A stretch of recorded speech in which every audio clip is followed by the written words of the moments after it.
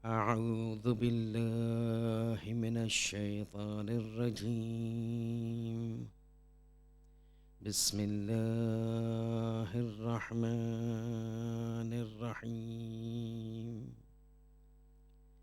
الحمد لله رب العالمين، بارئ الخلائق أجمعين، وباعث الأنبياء والمرسلين، الذي بعد فلا يرى، وقرب فشهد النجوى، تبارك وتعالى. ثم الصلاة والسلام والتحية والإكرام على خاتم النبيين وسيد المرسلين والشفيع المذنبين، الرسول المؤيد والنبي الممجد، المصطفى الأمجد، أبي القاسم محمد.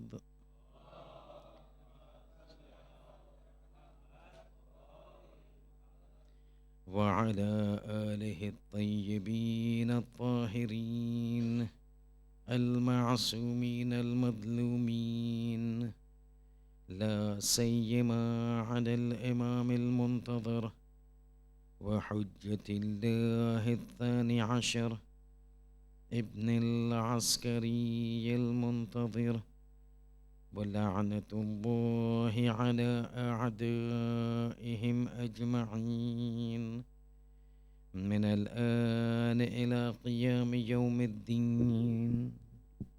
أما بعد، فإن الله الصادق العليم قال في كتابه الكريم القرآن الحكيم: بسم الله الرحمن الرحيم. كل نفس ذائقة الموت. صلوات.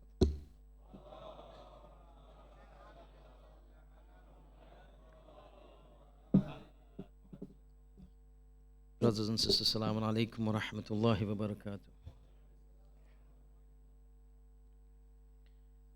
It is a matter of honor and privilege to be amongst you in this Ashra Zainabiya.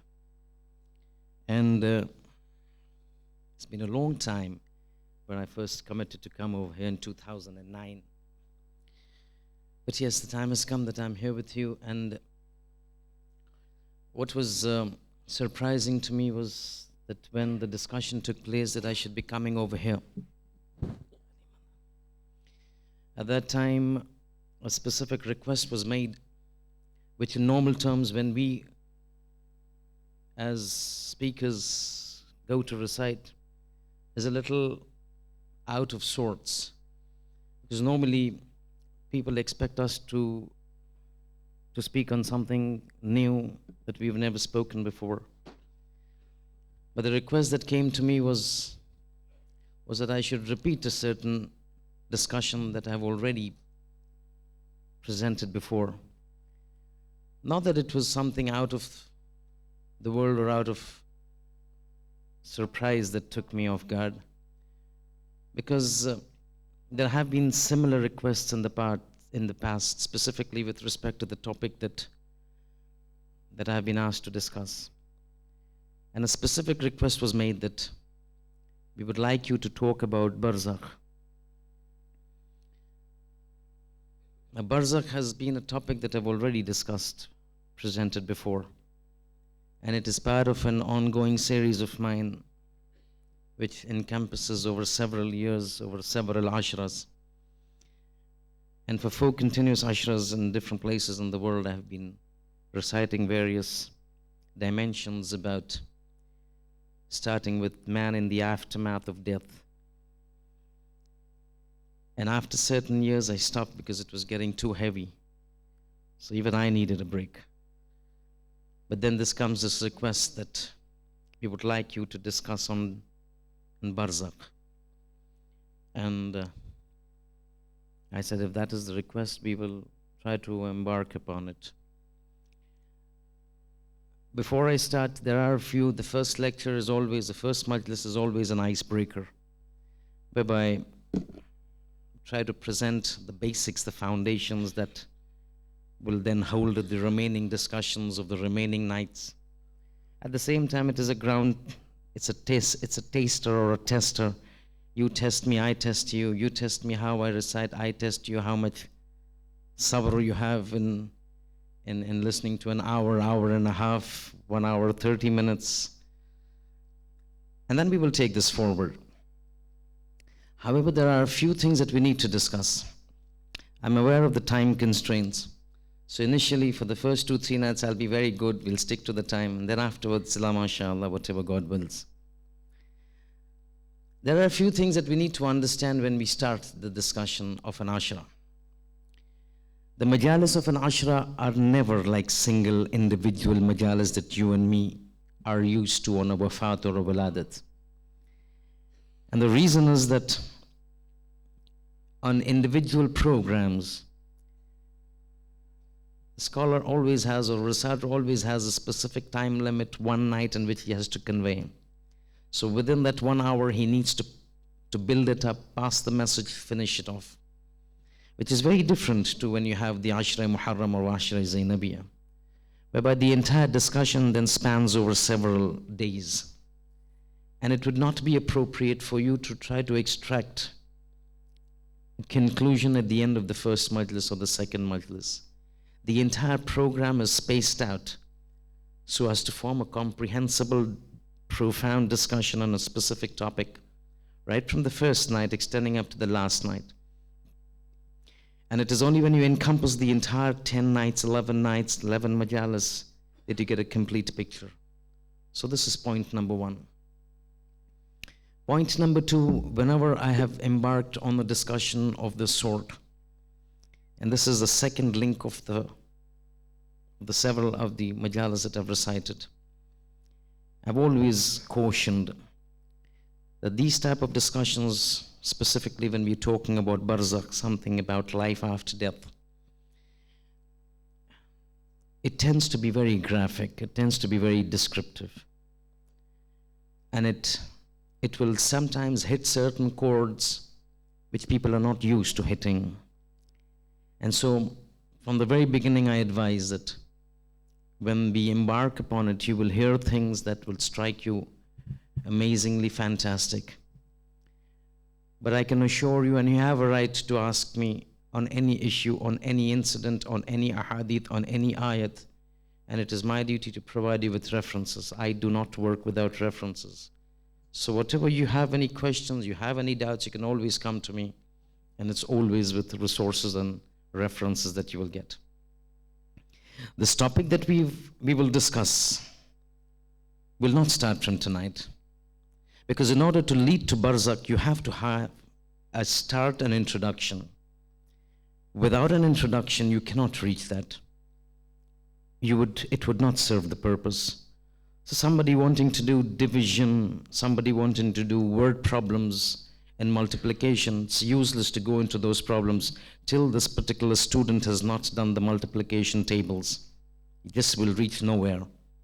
And hence, while we will embark on the concept of barzakh, I will have no option except to take you and rewind a little before barzakh, something to do with death.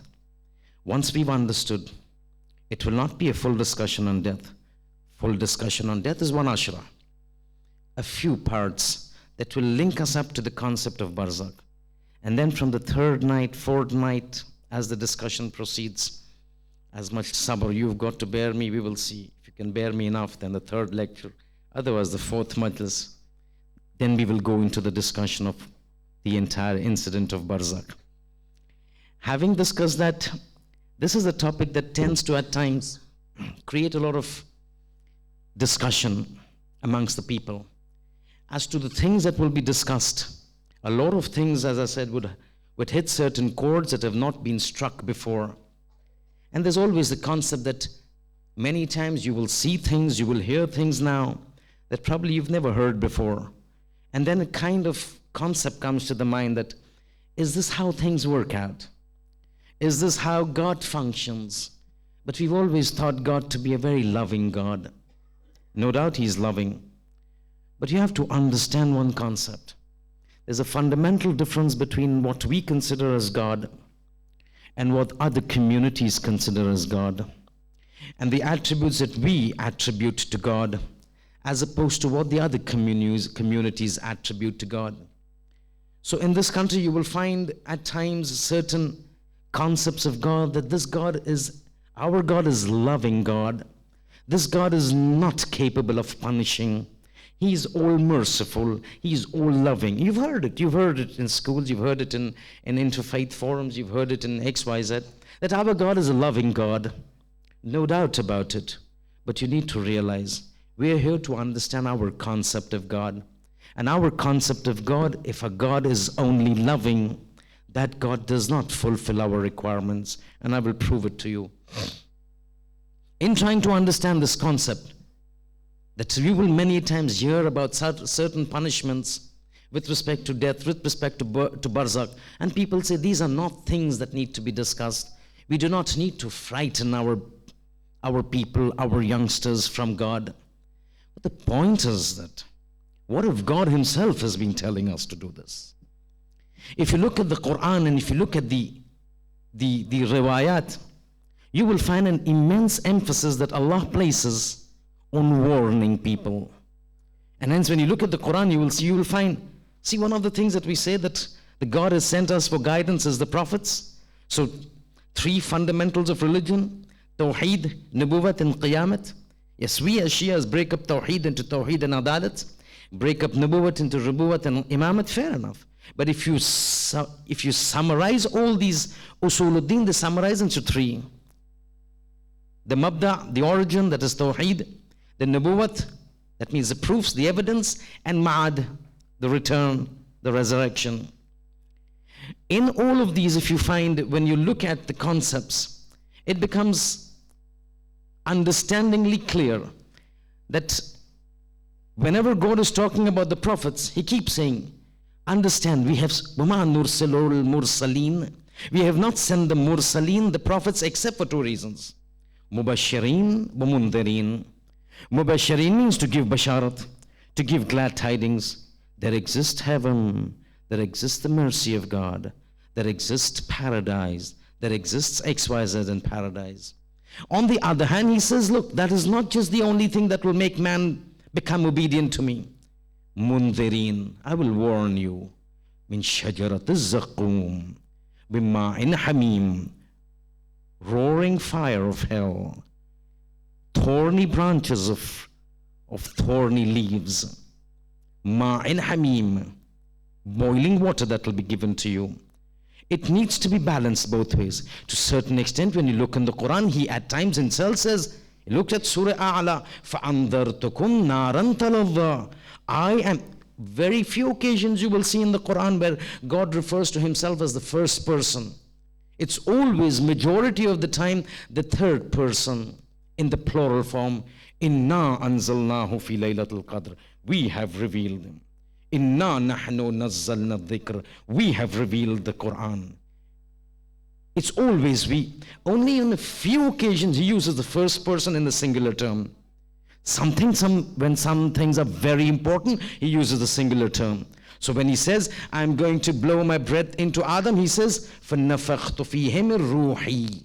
Doesn't say our soul, ruhi, my soul. When He's talking about the Baytullah, He says, Bayti, my Bayt, not our Bayt, Baytina. Similarly, when it comes to certain punishments, he says, فَأَنذَرْتُكُمْ نَارًا تَلَظَّى. I am warning you of that roaring fire, beware. And so those people, those individuals who say, no, we should only have a loving God, doesn't work out. We should not talk about these things, doesn't work out. You know how I explain it to be like? You take somebody, put him into the sun, tell him to close his eyes. He closes his eyes, he will think there is no sun. He thinks there is no sun. The sun still continues to exist. So there are certain realities of our life in this world. We may choose to close our eyes and become indifferent to them, but that does not mean they will go away. And this is what we need to open up in these lectures. And this is what we intend to open up in these lectures. It will strike, as I keep saying, certain chords, but that is what is to be expected. We cannot be living into this world, close our eyes and think those things don't exist, because then we will exactly be in the form what Imam Ali says. He says, An-nasun niyamun. People are sleeping. People are not awake. You walk, you drink, you sleep, you eat, you rest, you're going into the markets, you're going into the business. Imam says, An-nasun niyamun, they are sleeping. We're walking, we're drinking, we're sleeping, we're eating. Saying An-nasun niyamun. You want to contest Ali? Ali says, An-nasun niyamun idha matu intabahu. When they die, they will wake up. They will say, wow, wala. I had led my life in a dream. I thought I was awake. Now when I see Malakul Maut, I'm getting up.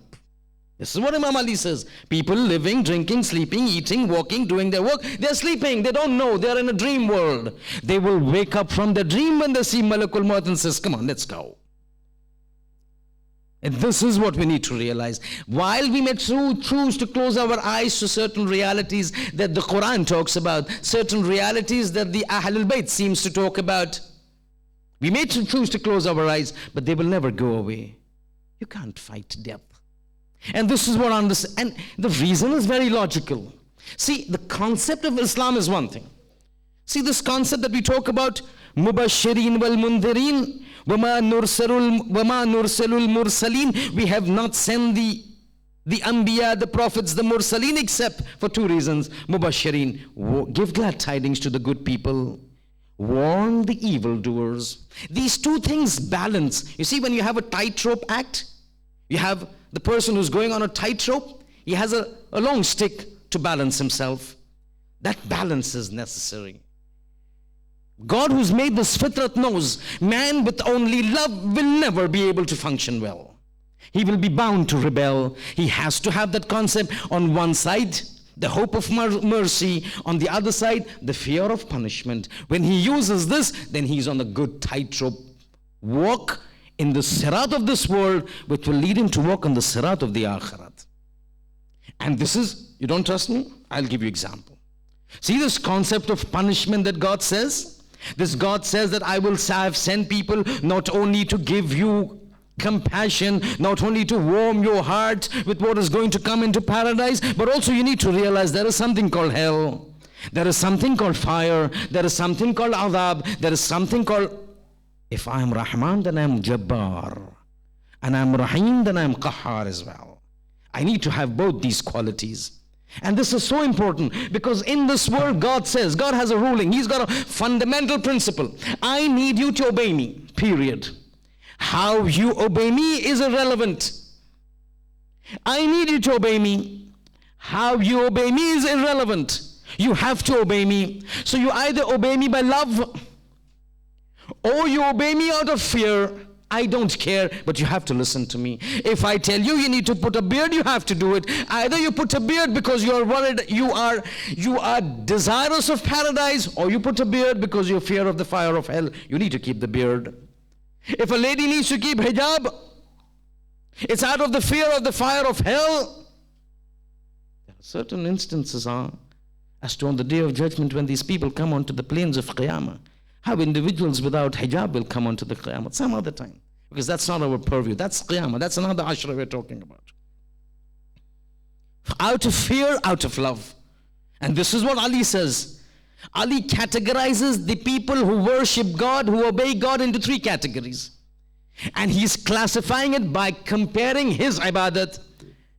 Seeing there are three types of ibadat, and then he classifies his own ibadat. He says, وَمَا عَبَدْتُ.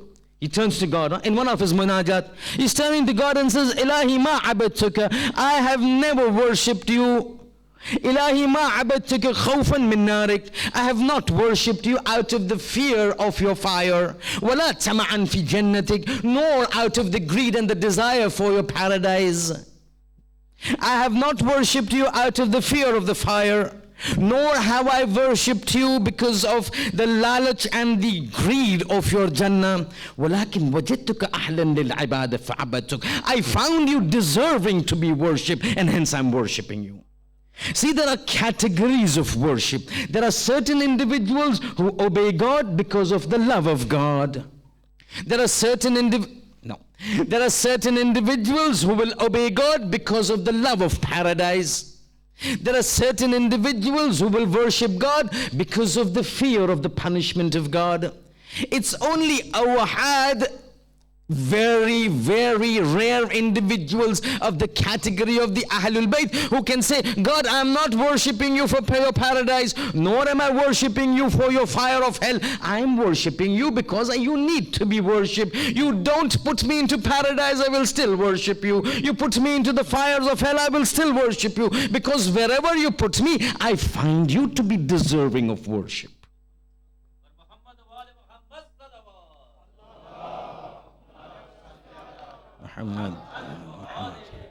And this you and me can see in very clear terms. A lot of people will not do ibadat only for the sake of Jannah.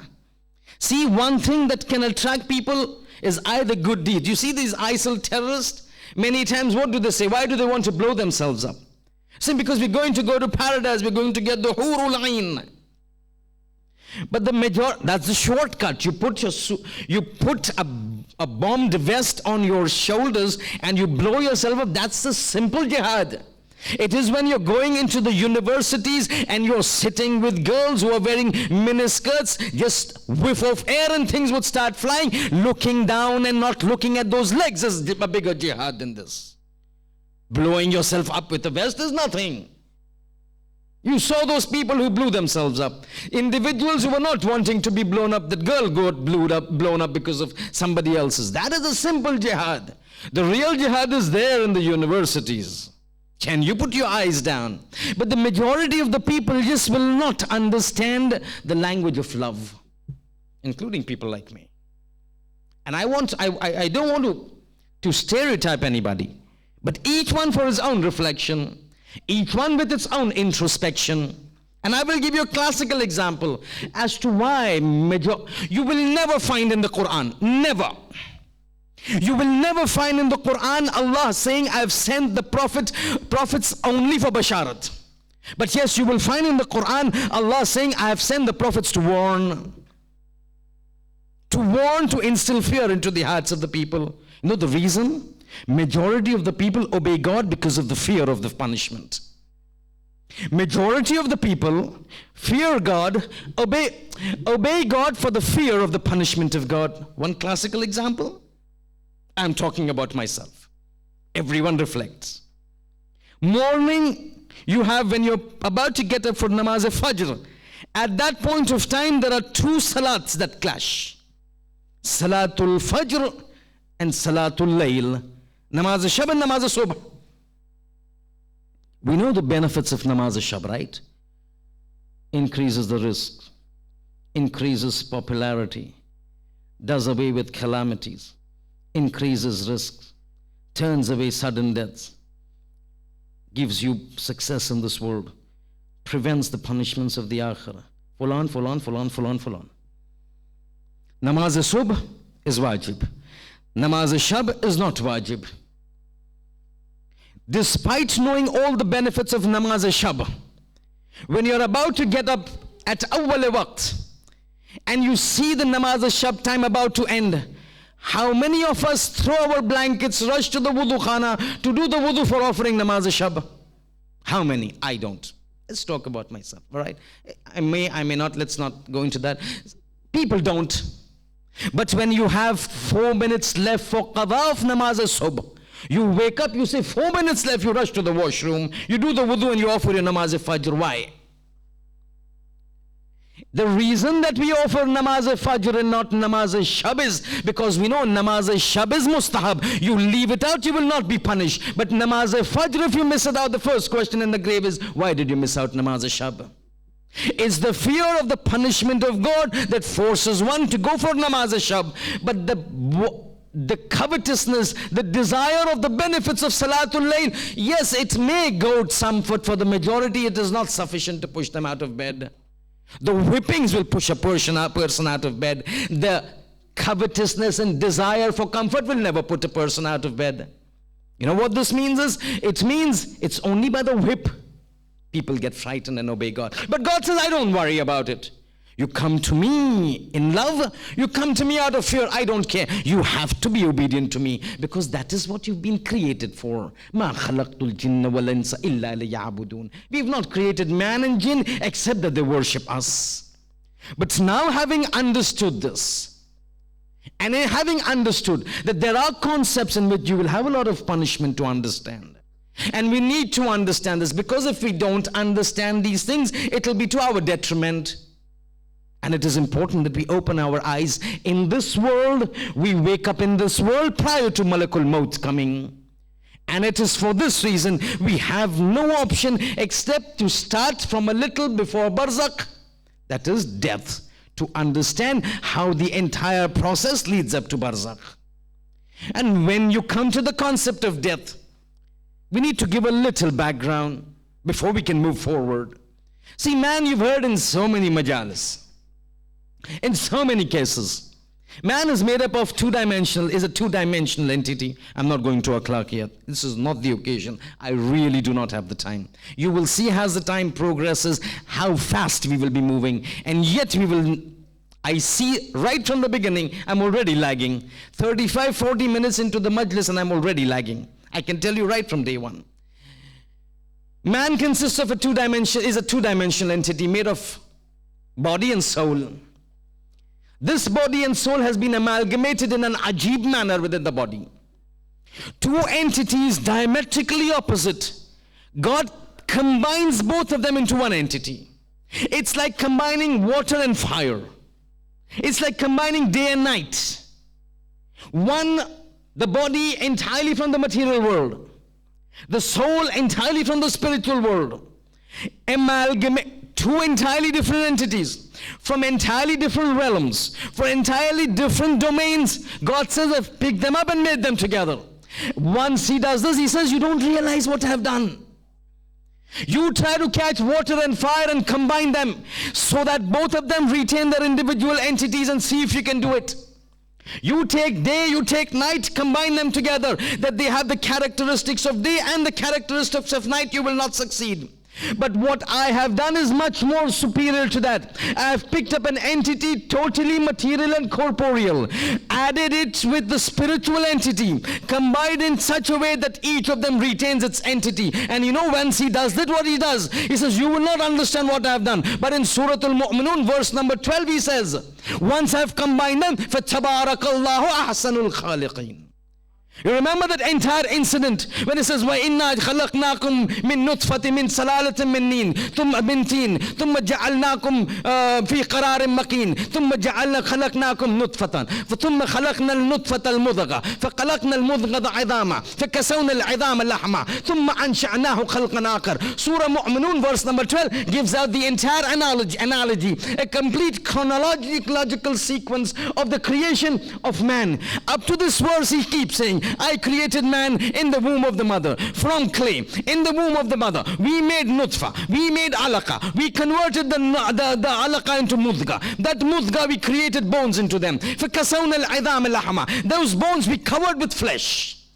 A physical creation of man. When he reaches here, he says, now I'm going to do something that for nothing have I praised myself so much in the Quran. Once I've done this, now I've blown into this man my breath. When I've put in the spiritual entity amalgamated with the physical entity, I have done such a supreme act that I feel obliged to praise myself. He praises himself. فَتَبَارَكَ اللَّهُ أَحْسَنُ الْخَالِقِينَ. Glory and praise be to that Lord who's created this man.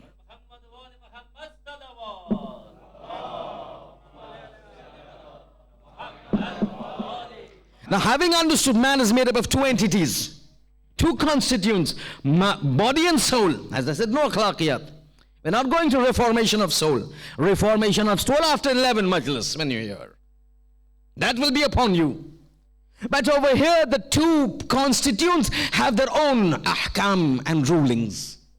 So when you have the body and you have the soul, death means when there is, it may sound very simple to you, but see how things move now. When you have this body and soul, the detachment, the separation of this material component with the spiritual component is called death. That means body is left into the corporeal world. The corporeal entity remains in the corporeal world. The spiritual entity returns back to the spiritual world. This association is called death. As this occurs, both of these constitutions and constituents have their own ahkam. So when you have the body will be subjected to ghusl. The body will be subjected to hunut. The body will be subjected to kafan. The body will be subjected to dafan. Remain here. Soul, you have the su'al of the munkar and nakir. Goes to the barzakh. Sees things. Experiences things. Reward and jaza to the soul. So here, the body remains, the soul goes. In the day of judgment, the body comes back, the soul comes back. The sheikh, with his entire cellular structure, with the spiritual structure, now stands before God in the state of accounting.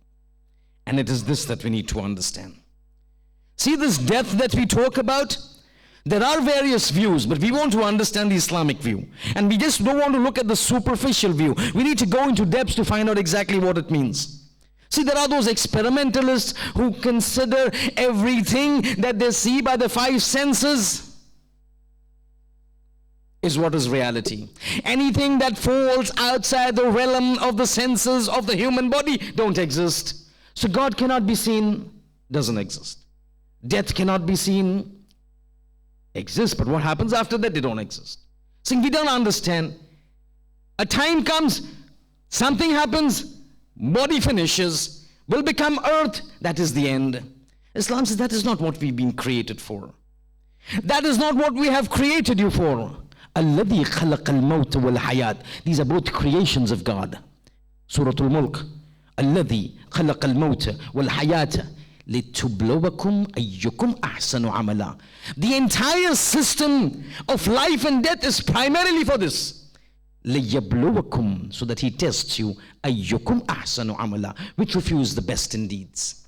And it is in this concept that we find that this, in this world and the hereafter, the concept of life is entirely different. So in this world there is no immortality. Person cannot live forever. So kullu nafsin dha'iqatul maut. Start of the lecture. This, you and me have been reading this for years. But all that we know is that we have read it. All of us read this, We may not remember it.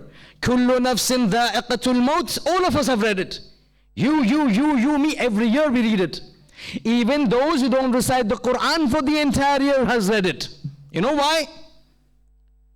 You know why? You may not realize it.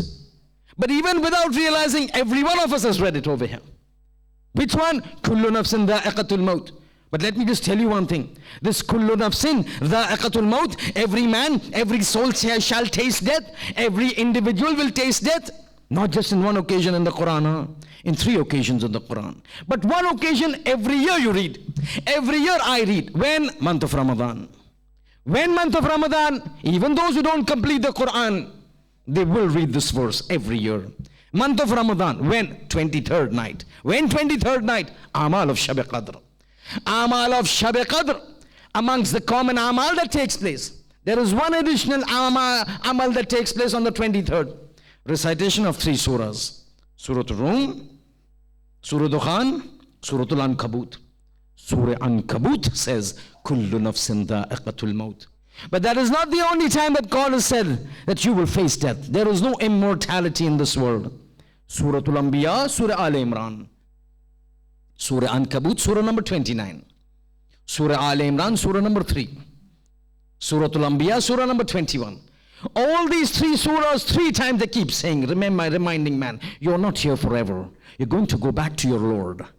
And you need to know the passage from here to there, how it takes place. That passage from here to there is the passage through Barzakh. 3 times he's told us, remember, do not forget, you are going to return to your Creator. But also understand one thing, that while in this world, and understand this is our concept, the Islamic concept of life and death, saying while in this world there is no immortality. وَمَا جَعَلْنَا لِبَشَرٍ مِّن قَبْلِكَ الْخُلْدِ. He's turning to the Prophet and saying, remember, tell these people, we have never created people for more immortality. In this world, you're going to go back to your Lord. But once you go back to your Lord, there is no death. Surah Ayatul Kursi. الَّذِي هُمْ أَوْلِيَاهُمُ الطَّاغُوتِ يُخْرِجُونَهُمْ مِنَ النُّورِ إِلَى الظُّلُمَاتِ أُولَٰئِكَ أَصْحَابُ النَّارِ هُمْ فِيهَا خَالِدُونَ. They will rest in hell forever and ever. Khalidun means ever and ever. Over there is no death. So while in this world there is mortality, you will die. Over there is no death. And similarly, you also have a ta'bir. You also have an expression for those who are entering the paradise. Quran says on the day of judgment, when accounting will be done, when hisab will be done, when kitab will be done, when the final judgment will be passed, certain individuals will be told, enter paradise. As they are about to enter paradise, they will be told a sentence. Quran replicates the sentence in the Quran. Allah replicates the sentence in the Quran. Udkhuluha. They will be said, you've passed your test in this world. You found out how to pass that entire journey from the life into the qabr up to the day of judgment. You've passed it well. Udkhuluha. Your reward is enter paradise. But when they're told to enter paradise, you know the language of the Akhirah, this is Arabic. It will be told to them, Udkhuluha. Enter paradise bisalamin khalidin. You will always yawmal khuld. There is no coming out of it now. So in order to get into that immortality stage, from this stage we need to understand what this death is. An ajib expression the Imams have given us about death. Ajab. The ta'bir is ajab. So important. Every time you've been told, remember your death. Remember your death. Because a person who remembers death is the one who will get falah, who will get success. Ajab, you know what? In the battle of Karbala, on the day of Ashura, before the final battle begins, Hussein is giving khutbah to his ashab, and he's talking to them about death. Explaining to them about death. Says, Ya Banil Kiram, وَمَا الْمَوْتَ إِلَّا قَنْتَرَةٌ تَعْبُرُ بِكُم مِّنَ الْبُؤُوسِ وَالضَّرَّاءِ إِلَى النَّعِيمِ الْوَاسِعِ وَالْجِنَانِ الْخَالِدِ. He's saying, Banil Kiram are children of good lineage. Death, don't worry about death. Death is just a bridge that will take you from this world to that world. No, he doesn't say this world to that world. What he says is, this death is just a bridge that will take you from a place of misery and calamity and adversity and problems and worries and anxiety and stress into a place of bliss, into a place of ni'mat, into a place of bounty. Don't worry about this. I will assure you that I will take you along with me. And that is the concept that we've got of death. Not something that completely annihilates man and finishes him off in this world. But one concept that we need to understand. And this is an ajib understanding that we need to go. Because till you don't understand death, we will not understand what happens in Barzakh. What happens when you go into the grave? Why is it that the grave calls out to every man before even he enters into it? Before that, we need to know what happens before death. But this concept of death, an ajib relationship. If you look at the Quran, you have certain thing called death. The fifth Imam has asked, can you explain to us, we're so scared of death. We're so worried about death. What is death? He says, then he gives a ta'bir. He says, death is a smaller sleep. Death is a longer sleep. And sleep is a shorter death. So say, what do you mean by that? Saying, in the Quran, you've got an explanation. Saying, death and sleep have a relationship between each other. Sleep is a smaller form of death. You have a ghaibat kubra and ghaibat sughra. Sleep is a sughra. Death is a kubra. The same thing that happens in death happens in sleep. Says who? Says me? No, says the Quran. Allahu yatawaffa al-anfusa hina mawtiha wallati lam tamut fi manamiha fayursalu alladhi fayumsaku allati qada alayha al-maut wa yursalu al-ukhra ila ajalin musamma. Quran says every person who goes to sleep, Allah takes his soul. Every person who goes to sleep, Allah seizes his soul. Then for those whom death is assigned that night, Allah holds back the soul. For those whom death is not assigned, He returns back the soul into the body so that they get up to see the light of the next day. Sleep is a shorter version of death. Death is a permanent version of sleep. The only difference is that while in sleep the soul comes out of the body, while in death soul comes out of the body. لیکن جب دنیا میں جب جسم سے سوتے وقت روح نکلتی ہے تو کاملاً منقطع نہیں ہو جاتی جسم کے ساتھ اس کا رشتہ، مگر جب موت آتی ہے تو کاملاً جو ہے یہ روح کا ارتباط اس جسم سے منقطع ہو جاتا ہے ایک ہی چیز، ایک صغرا ہے ایک کبرا ہے، دونوں میں روح نکلتی ہے، دونوں میں ارتباط ختم ہوتے ہیں، مگر ایک میں ٹیمپرری عنوان سے ایک میں پرماننٹ عنوان سے. یمسک التی قضا علیہ الموت، وہ روح جس پر موت جو ہے موت کا حکم صادر ہو چکا، خدا اس روح کو پکڑ کے بیٹھ جاتا ہے، بھیجتا نہیں، مگر وہ روح جس کی موت ابھی لکھی ہوئی نہیں ہے، سوتے وقت خدا اس روح کو دوبارہ جسم میں بھیج دیتا ہے، دوبارہ جو ہے دنیا دوسرے دن اٹھ جاتا ہے. یہ مرنے والا مر جاتا ہے، اٹھنے والا اٹھ جاتا ہے. موت نیند ایک قسم کا ارتباط ہے. عجیب جملہ ہے یہ. اس کے لیے آپ دیکھیے گا بہت سارے تعبیر میں جو ہے موت کو نیند سے تشبیہ کی گئی، نیند کو موت سے تشبیہ کی گئی، مگر اسی عنوان سے یہی چیز ہم دیکھتے ہیں بار بار. اور روایت کے جملے ہیں، ایک بات یاد رکھو، بار بار موت کو یاد کرو، بار بار اکثروا ذکر الموت، بار بار جو ہے ذکر کرو موت کو. رسول خدا کی حدیث ہے کہ اگر تمہیں دنیا میں کامیاب ہونا ہے، اگر آخرت میں کامیاب ہونا ہے تو بار بار موت کا ذکر کرو، بار بار اسے یاد کرو. تشریح انشاءاللہ کل. مگر یہ جو بیان ہے نا رسول خدا کا کہ اگر تم اس دنیا میں اچھی زندگی کرنا چاہتے ہو، مطیعانہ زندگی کرنا چاہتے ہو، خدا کی فرما برداری کرنا چاہتے ہو، یہ دنیا کا جو گلٹر اور ڈیزل ہے جو انسان کو جو ہے اپنے گھیرے میں لے لیتا ہے، خدا سے غافل کر دیتا ہے، دین سے غافل کر دیتا ہے، مجبور کر دیتا ہے خدا کے احکام کو کمپرومائز کرنے پر، ایک چیز اس کی توڑ ہے، ایک چیز اس کو شکست دے سکتی ہے، وہ ذکر موت. اسی لیے بار بار کہا گیا جب کوئی مر جائے تو کہو انا للہ و انا الیہ راجعون. انا للہ کا مطلب کیا ہے؟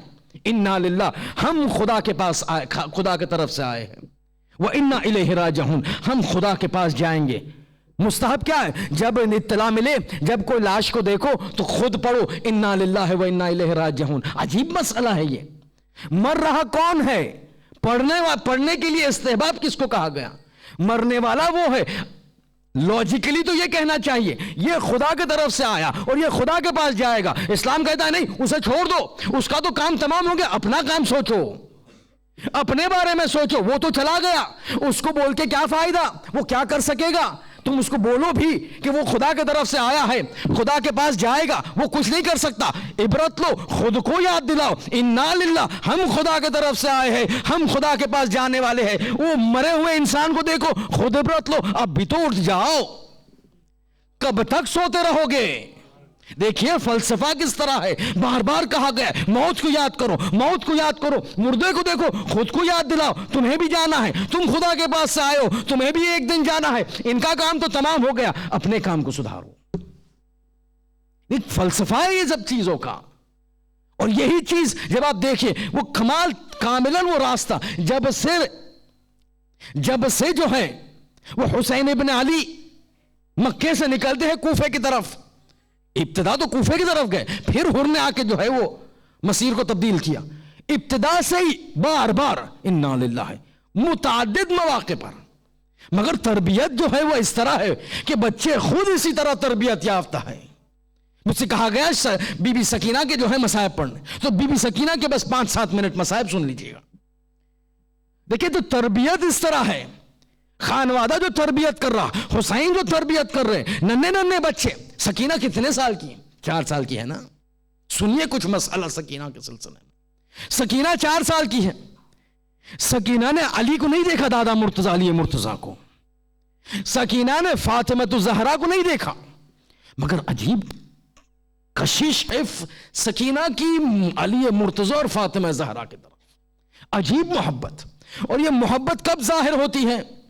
اس وقت ظاہر ہوتی ہے کہ جب حساس موقع ہوتا ہے نا، تب سکینہ یا علی کو پکارتی ہے یا فاطمہ زہرا کو پکارتی ہے. اتنی محبت ہے. دیکھی نہیں ہے سکینہ اب 4 سال ہوئے پیدا ولادت کر کے، علی تو 20 سال پہلے گزر چکے، اس سے کئی سال پہلے جو ہے فاطمہ گزر چکی. مگر نہ دیکھتے ہوئے اتنی محبت ہے کہ جب حساس موقع آتا ہے نا تو سکینہ علی مرتضیٰ کو پکارتی ہے یا فاطمہ زہرا کو پکارتی ہے. سنیے گا مسئلہ. ایک مسئلہ آپ کو ایک واقعہ بتاؤں. دیکھیں مظلومیت اہل بیت سنیے.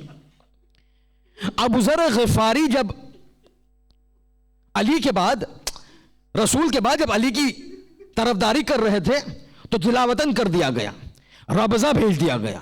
ربضہ ایک ایسی جگہ تھی، عجیب و غریب جگہ، نہ پانی نہ کوئی، علف گھاس اگتے تھے، زہریلے گھاس. عجیب تبعید کر دیا گیا، جلا وطن کر دیا گیا. ایک مرتبہ اسی جلا وطنی میں بیٹے کا انتقال ہوا، زوجہ کا انتقال ہوا، بس ابو ذر غفاری اور 4 سالہ ابو ذر غفاری کی بیٹی. ایک وقت ایسا آتا ہے کہ ربضہ کے وقت، آدھی رات کا وقت تھا، کہ ایک مرتبہ ابو ذر غفاری اپنی بیٹی کو بلاتے، بیٹی ایک بات تجھے بتانا چاہوں گا کہ آج رات سے زیادہ تیرا باپ زندہ رہنے والا نہیں ہے. آج رات سے زیادہ تیرا باپ زندہ رہنے والا نہیں. اب سوچئے آدھی رات کا وقت، جنگل میں، بیابان میں، ایک مرتبہ 4 سالہ لڑکی کو کوئی باپ کہے کہ اب میں مرنے والا ہوں. ایک مرتبہ پریشان ننھی بچی اپنے ننھے زبانوں سے جو ہے وہ الفاظ میں کہتی ہے، بابا آپ چلے گئے میں کیا کر سکوں گی. دیکھیں تربیت. کہتی ہے بیٹی خدا کی رحمت سے مایوس نہ ہونا، خدا کسی کو بھیجے گا تیری مدد کے لیے اور مجھے دفن کرنے کے لیے. ایک مرتبہ ابو ذر غفاری دنیا سے فارغ ہوتے، وہ 4 سالہ بچی آدھی رات کے وقت اندھیرے میں بیابان میں پکارتی ہے، ارے میں صحابی رسول کی بیٹی ہوں، میرا بابا مر چکا، ارے کوئی مجھے مدد کرنے والا ہے. دیکھیے اتفاقاً وہیں سے مالک اشتر کا قافلہ گزرا، چھوٹی بچی کو روتے ہوئے دیکھا. ایک مرتبہ قافلے کو رکاتے ہیں، خود اترتے ہیں، بیٹی تو ہے کون؟ صحابی رسول کی بیٹی ہوں. کون سے صحابی؟ ابو ذر غفاری. ایک مرتبہ نام سننا، ارے تم ابو ذر غفاری کی بیٹی ہو. اٹھاتے ہیں، پیار کرتے ہیں، ابو ذر کے پاس جاتے ہیں، غسل دیتے ہیں، کفن دیتے ہیں، دفن کرتے ہیں.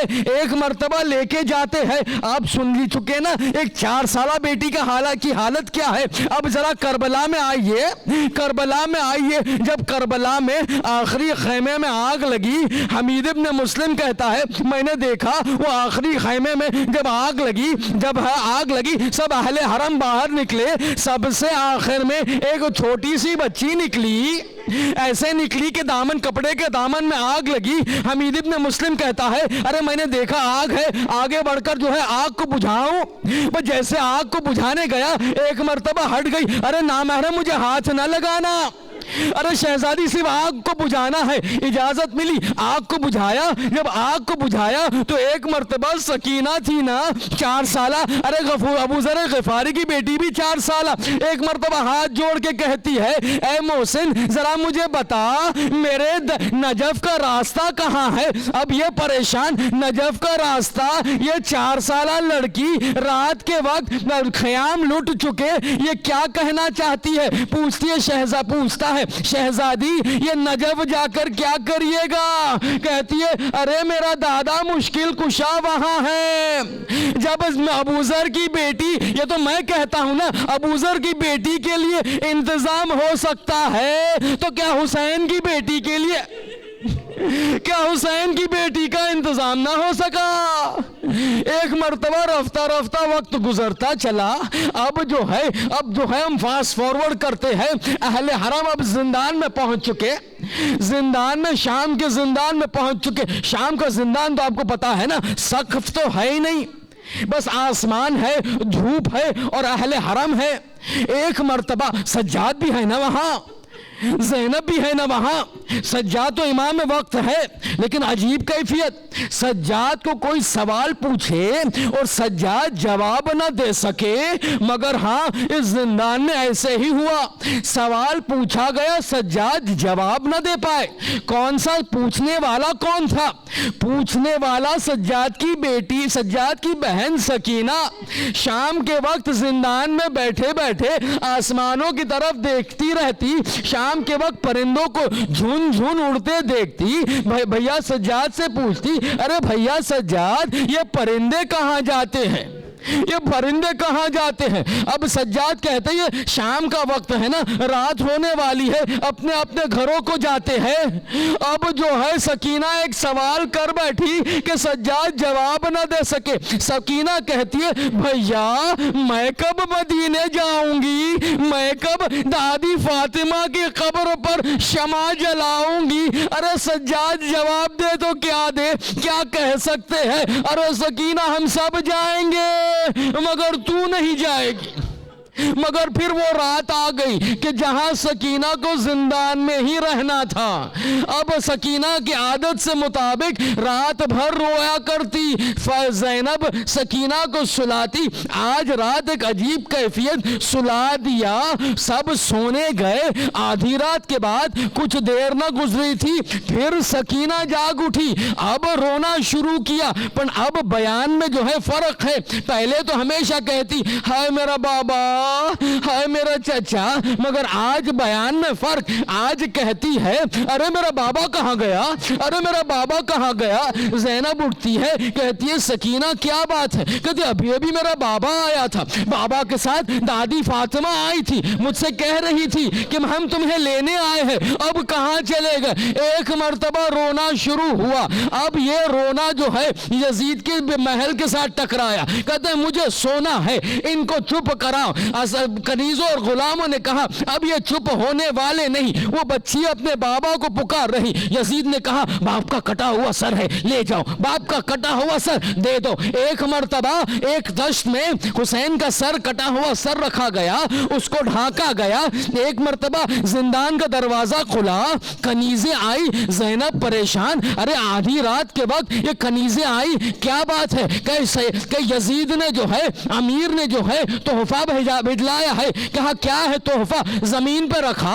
اب جب کپڑے کو ہٹایا، ارے اہل حرم نے دیکھا حسین کا کٹا ہوا سر. ایک مرتبہ سب اٹھتے ہیں، السلام علیکم یا ابا عبداللہ، السلام علیکم یا ابن رسول اللہ. اب زینب آگے بڑھتی ہے، حسین کا کسر لیتی ہے، سکینہ کو دیتی ہے. لے سکینہ، باپ کو پکار رہی تھی نا، اب حسین کا سر سکینہ کے ہاتھ میں. سکینہ جھکتی ہے، حسین کے لبوں کا بوسہ لیتی ہے، بیان کرنے لگتی ہے اے بابا مجھے چھوڑ کر چلے گئے، دیکھیے میرے کان زخمی، دیکھیے میرے رخسار پہ نیل. بس یہ روتے روتے سکینہ کی آواز خاموش ہو گئی. زینب پریشان، اس بیٹا سجاد ذرا دیکھو کیا ماجرا ہے. سجاد آتے ہیں، سکینہ کو اٹھا ہاتھ پکڑتے ہیں، پھر کچھ کہتے نہیں. ایک مرتبہ مڑتے ہیں، اے پھوپھی اماں انا للہ و انا الیہ راجعون. ارے میری بہن 4 سالہ سکینہ زندان میں چلی گئی. ارے پہلے شیش محاذ گر کربلا میں.